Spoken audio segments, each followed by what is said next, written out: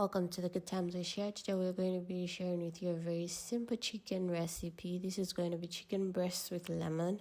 We hope you're going to enjoy this recipe as much as we did. So the first step is you're going to cut a medium-sized lemon into half. And then you're just going to squeeze out all the juice, making sure not to have any of the seeds in there. So just squeeze it out.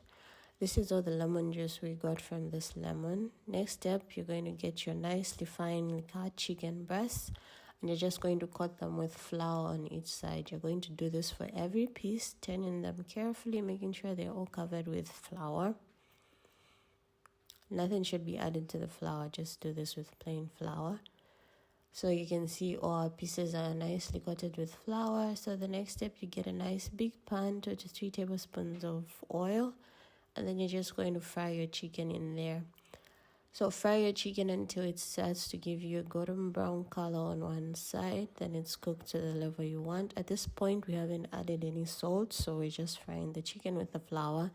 So when you see that golden color, add your lemon juice, mix it all up. You can see you have like this nice thick sauce in there. So just turn all the chicken pieces to the other side, making sure they all get this lemon flavor.